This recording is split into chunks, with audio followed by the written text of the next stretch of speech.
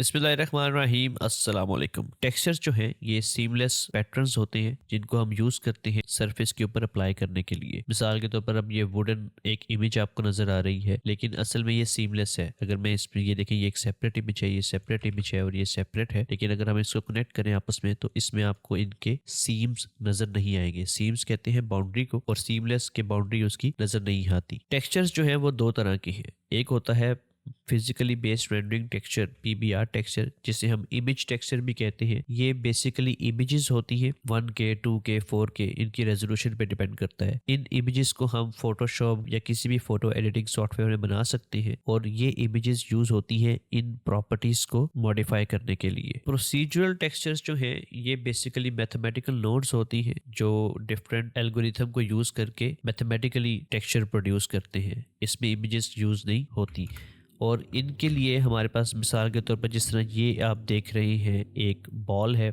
एक तरह से फ्लोर है, और इसमें जो टेक्सचर यूज किया है, जो नोट्स यूज की हैं, उसमें ये वाइट नॉइज है, वोरोनोइक है, नॉइज है, इन सब को हमने यूज किया है डिफरेंट नोट्स के साथ। तो ये हमारे पास आके बना है, हमने बाहर से कोई इमेज इसमें यूज नहीं की। और इसको आप देखें, जितना मर्जी मैं जूम करूं ये पिक्सेलेट नहीं करेगा, इसकी ये खासियत है। और इसको हम चेंज कर सकते हैं काफी तरीकों से, लेकिन ये जीपीयू पे हाई इंटेंसिव हो जाता है क्योंकि ये इनकी कंप्यूटिंग पावर काफी ज्यादा यूज होती है इनके ऊपर। और दूसरी तरफ हमारे पास जो ये इमेज टेक्सचर्स हैं ये रेजोल्यूशन पे डिपेंड करते हैं। और ये इमेजेस हमें कहाँ से मिलेगी, इनके लिए हमारे पास जो वेबसाइट है वो ambientcg.com है, पोलीहेवन है, और भी काफी साइट्स हैं, लेकिन जो मेन है वो ये यूज होती है। अभी हम देखते हैं कि किस तरह से इनको अप्लाई करेंगे। एम्बिएंट सीजी पर मैं आया और यहाँ से मैंने मटेरियल पे क्लिक किया। मटेरियल पे क्लिक किया तो यहाँ पर मेरे सामने बॉल्स नजर आ रही हैं जिनमें डिफरेंट डिफरेंट टेक्सचर्स अप्लाई हुए हैं। अगर मैं यहाँ पे वुडन टेक्सचर देखता हूँ, अब ये काफी बॉल्स हैं टेक्सचर्स के साथ एम्बिएंट सीजी के अंदर, और यहाँ पे मैं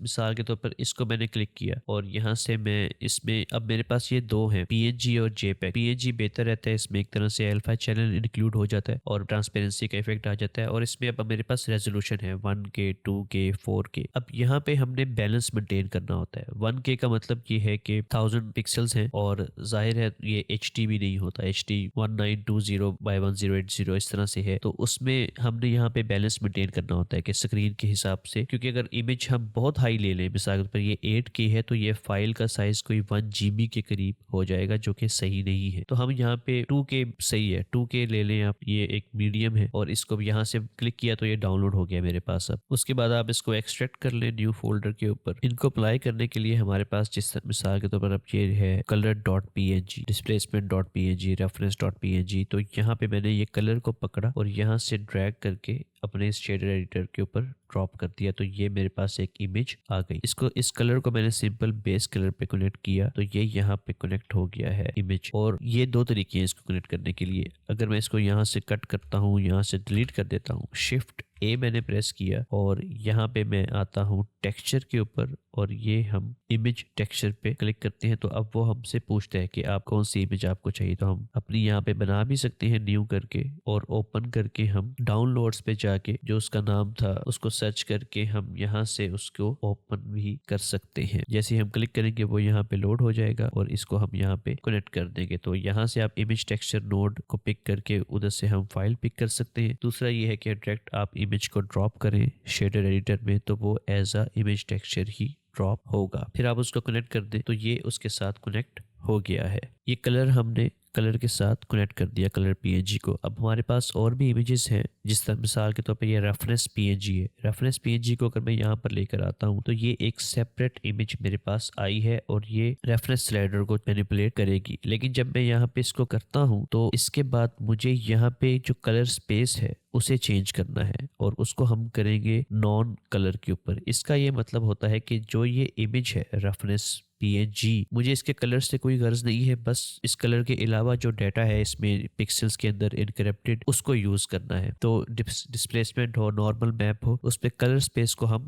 नॉन कलर पे करते हैं चेक, और फिर उसके साथ हम रेफरेंस के अंदर इसको कनेक्ट करते हैं। इसी तरह कुछ होंगे हमारे पास मटेरियल जिसमें मेटल का होगा मैप, तो उसको हम मेटेलिक वाली प्रॉपर्टी में कनेक्ट करेंगे। एमिशन का मैप होगा तो एमिशन वाली प्रॉपर्टी में कनेक्ट करेंगे। तो इस तरह से हम इन्हें यूज करते हैं। अब ये हो किस तरह से रहा है कि अगर मैं इसको डिस्कनेक्ट करता हूँ और यहाँ से कलर थोड़ा मैं इसका डार्क सा कर देता हूँ ताकि हमें थोड़ा सा नजर आए, तो आपको ये नजर आ रहा होगा कि कुछ जगह पे स्क्रैचेस हैं और कुछ जगह पे आपको कुछ लग रहा होगा कि रफनेस कहीं पे बहुत ज्यादा है और कहीं पे कम है। हो ये रहा है कि अगर मैं इस इमेज को ओपन करता हूँ यहाँ पर रफनेस पीएनजी को, तो ये बेसिकली कुछ एरिया इसका डार्क है और कुछ एरिया इसका ब्राइट है। जो ब्राइट एरिया है जिसमें जो व्हाइट ज्यादा है उसकी वैल्यू ज्यादा है। जब हमने ये बेस कलर में देखा था कि वैल्यू में जो वैल्यू जब ज्यादा होती है तो जो व्हाइट कलर है वो है हाई वैल्यू को रिप्रेजेंट करता है और जो ब्लैक कलर है वो लो वैल्यू को रिप्रेजेंट करता है। कि रफनेस में जहां जहां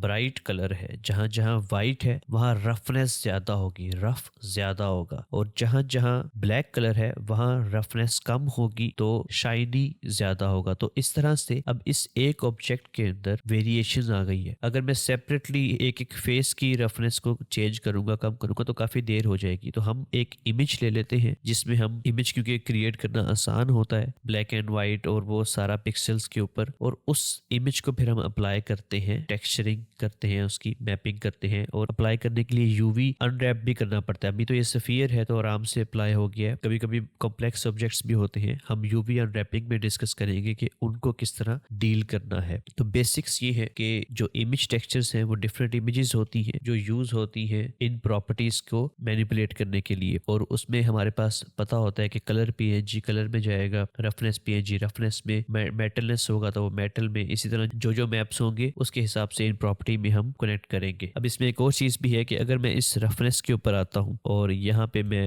एक ब्राइटनेस कंट्रास्ट की एक नोड साथ अटैच करता हूँ, और अगर मैं यहाँ से ब्राइटनेस को इंक्रीज करता हूँ तो ये मैं वाइट इंक्रीज कर रहा हूँ, वाइट इंक्रीज कर रहा हूँ, तो इसका मतलब ये है कि ये जो इमेज है ये इस प्रोग्राम में जा रही है और ब्राइट हो रही है ज्यादा, फिर यहाँ पे कनेक्ट हो रहा है तो ये रफ ज्यादा हो रहा है, ब्राइट ज्यादा हो रहा है। इसका मतलब ये है कि वैल्यू ज्यादा है तो रफनेस की वैल्यू बढ़ रही है। अगर इसी तरह मैं इसको माइनस में ले आऊं तो ये शाइन ज्यादा करेगा। तो हम कभी कभी ऐसे भी होता है कि इमेज लेकर आते हैं और यहाँ पे ब्लेंडर में ही उसको फोटोशॉप में लेके जाएं, फिर उसको एडिट करें, तो ब्लेंडर में भी उसकी ब्राइटनेस कंट्रास्ट वगैरह इंक्रीज डिक्रीज कर सकते हैं। तो बेसिक्स ये है कि आपने ये ज़हन में रखना है कि जो इमेज टेक्सचर्स हैं उनमें जो जो इमेजेस होती हैं वो उस हिसाब से प्रॉपर्टी के साथ कनेक्ट हो जाती है, और उसमें जो वैल्यू है वो डिपेंड कर रहा होता है कि वाइट का मतलब है हाई वैल्यू, तो इसी तरह मेटल है तो जहां वाइट होगा वो ज्यादा मेटेलिक होगा एरिया, और जो जहां ब्लैक होगा वो नॉन मेटेलिक की तरफ लेके जाएगा। नेक्स्ट हम नॉर्मल मैप को डिस्कस करेंगे।